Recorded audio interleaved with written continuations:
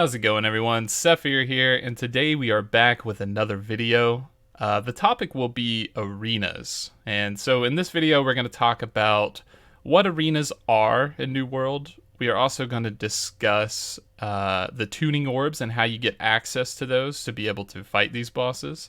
And we will do a third part where we talk about the difficulty of the bosses. So just a small preface as well.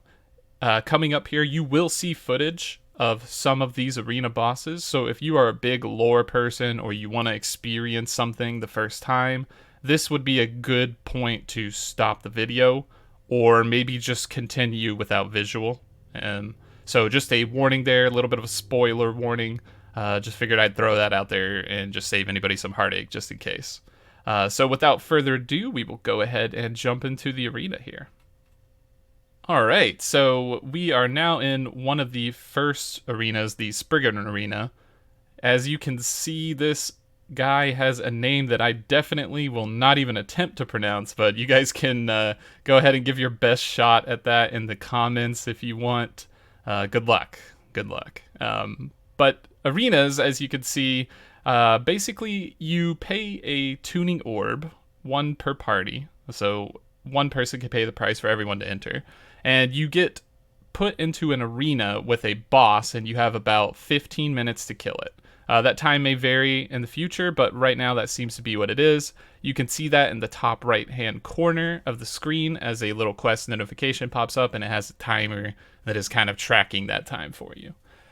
So from what we saw, in particular with this boss, he had a lot of interesting mechanics, like this wood barrier, which seemed to be you had to destroy it just in time, or else he would explode out spikes everywhere and hit everyone.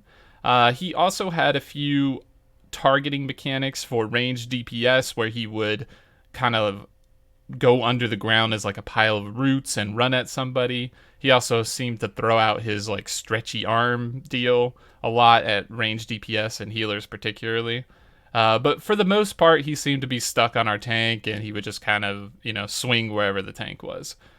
So he didn't seem to be any real particular challenge, which is what we will be going into in the later part of the video. In my personal opinion, I think a lot of these bosses were intentionally left in an easy mode, especially for the beta, but also just, I think, in general. I would not be surprised to see a normal, a hard, and a very hard mode in the future. Nothing has been confirmed, but we could talk a little bit more about that later. So the arenas basically, once again, to kind of summarize, they're a timed fight for a boss. That's really all they are. So next we'll talk about the tuning orbs and where you would get these sort of, items at, how you farm the items to even be able to create this, and what you even need to create this. Alright, so tuning orbs. Basically, these are going to come from stone cutting. You can also get an entry tuning orb by following the quest line in the area to do a certain boss. So for example, here, the Siren Queen, there would be a Reek Water quest line that would lead to a quest that would give you a free tuning orb to come fight this boss. Some of the quests or some of the regions have two quests that give you an additional tuning orb. So keep an eye out for that. I might release a future guide that will show exactly where these quests are and how to get them, so that you guys can get access to these things. Beyond that, you need stone cutting to craft the tuning orb. The skill level in stone cutting varies, as you saw probably in one of my crafting guide videos, that stone cutting being a very important thing for Endgame. This is why. So what it would let you do is you're going to need a few materials in order to craft this tuning orb. Some of the drops are going to come from the monsters around the area where the boss is. So, for example, to get to the Siren Queen, we had to bring a group of 10 to 15, and we had to go up a giant trek of ramps that brought us up to this top level of this mountain area here. And it took about 10 to 15 minutes to get through all these elites. There's a lot of them. A lot of them. I have a video on this. It's sort of like a little mini raid. I will definitely drop it later for sure.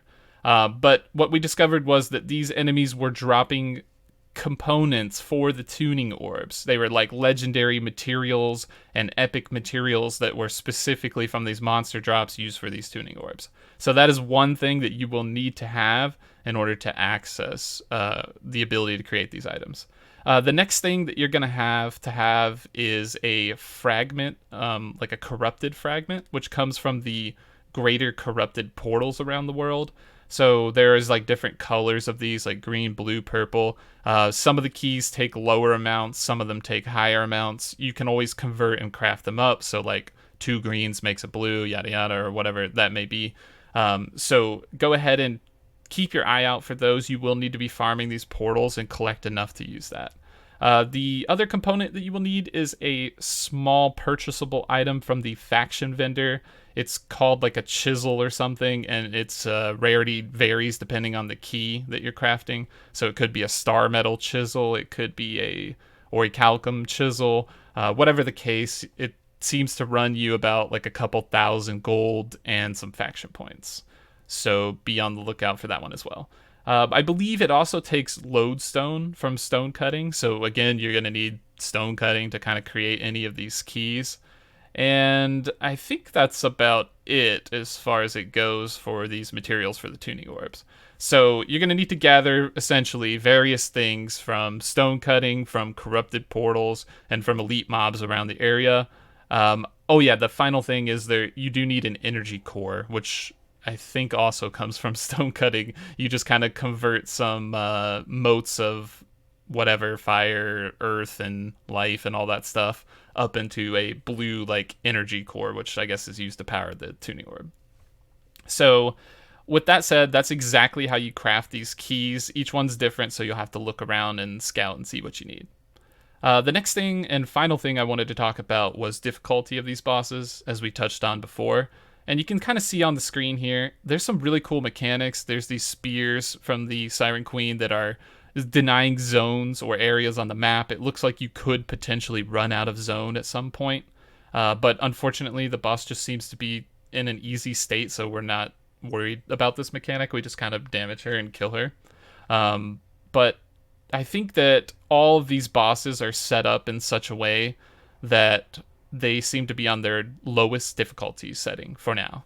And I would love to see a harder difficulty setting in the future. I enjoy challenges like this. I would like to see something really, really, truly awesome and engaging and like mechanically demanding with some kind of cool title or reward attached to it if you do manage to successfully beat it. I always love these type of encounters for sure.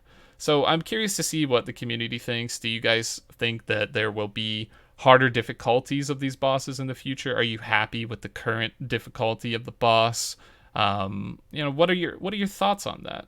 Where should these lie? Should they just be, kind of a one-off arena, cool story, great cinematics and things like that? Because like some of these things, it looks like they spent a lot of time on, and I would really like to see them put to good use.